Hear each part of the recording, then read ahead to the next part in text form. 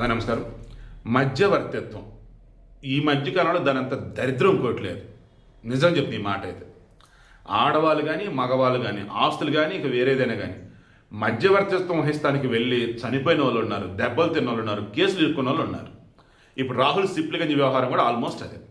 ముందు అతని ఫ్రెండ్ రాహుల్ రెడ్డి అన్నారు, తర్వాత క్రాస్ చెక్ చేస్తున్నప్పుడు ఇతను వాళ్ళ మిస్సెస్ యొక్క తమ్ముడు. సో రాహుల్ సిప్లిగంజ్కి రాహుల్ రెడ్డి బావమరిది అవుతాడు. సో బావమరిది మంచి చేద్దామని చెప్పేసి వెళ్ళి అతను ఇరుక్కున్నాడు అని కొంతమంది అంటే, లేదు లేదు అవతల అమ్మాయిని ఈ రాహుల్ రెడ్డి మోసం చేశాడు, ప్రేమిస్తాను పెళ్లి చేసుకుంటాను, ప్రేమించి పెళ్లి నమ్మించి ఆమెతో కలిసి అభాషణ కూడా చేయించాడు. పాపం అండి ఆ అమ్మాయి, తప్పే లేదండి, వీళ్ళు ఎంతమంది కేసులు పెట్టాలని చెప్పేసి ఇంకొంతమంది అంటున్నారు. నిజాలు ఏంటన్నది ఎండాడ మహిళా పోలీస్ స్టేషన్ వైజాగ్ వాళ్ళు చెప్తారు. ఇప్పటివరకు మనకున్న సమాచారం ఏంటంటే, మార్చిలో వైజాగ్ కమిషనరేట్లో ఈ అమ్మాయి కంప్లైంట్ చేసింది రాహుల్ రెడ్డి మీద. తనని ప్రేమించి పెళ్లి కొండని చెప్పేసి నమ్మించి వాడుకున్నాడు, ఇక ఆ తర్వాత ఫోటోలు వీడియోలతో బ్లాక్మెయిల్ చేస్తున్నాడు అని. ఇప్పుడు రీసెంట్గా మరలా ఎంఈపీ అనుకుంటా ఆ పోలీసులను మళ్ళీ కంప్లైంట్ చేసింది. దాంతో మొత్తం రీచెక్ చేసేసి ఎండాడ మహిళా పోలీస్ స్టేషన్కి దీనిని బదలాయించారు. అప్పుడు న్యూస్ బయటకు వచ్చింది.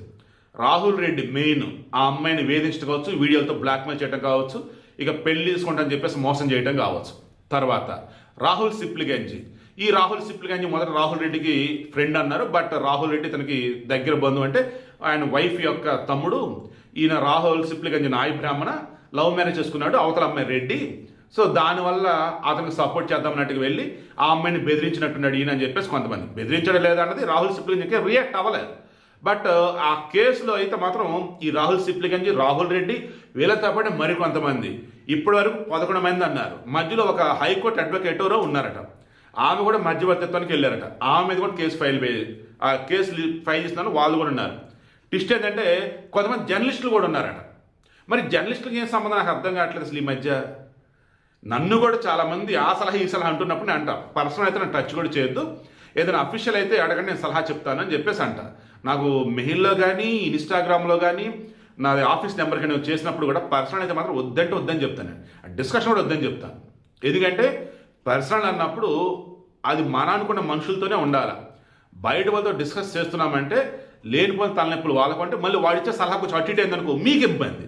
వాడిదే పోయి ఆడా ఉంటాడు, సరే నాదే వద్దు, నేను ఎక్కడో ఉంటా, నాదే సలహాగా నేను ఏదో ఇచ్చేస్తా. గ్రౌండ్ రియాలిటీ నాకు తెలియక అది మీకు నచ్చవచ్చు నచ్చకపోవచ్చు, ఒక చేయటం వల్ల మీకు ఏదైనా ఇబ్బంది రావచ్చు. సో అందుకే పర్సనల్ వాటిలో మాత్రం దయచేసి ఎవరు ఇన్వాల్వ్ కాకండి. ఇక రాహుల్ సిప్లిగంజ్ రియాక్ట్ అయితే అప్పుడు తెలిసింది అతను తప్పు ఉందా లేదా, అసలు ఏం జరిగింది ఏంటి అని చెప్పేసి. ప్రజెంట్ అయితే వైజాగ్లో కేసు ఫైల్ అయింది. మొత్తం 16 మంది అని అంటున్నారు. ఎండాడ మహిళా పోలీసులు ప్రెస్ మీట్ పెట్టి విషయం చెప్తే అప్పుడు మనకు తెలిసింది.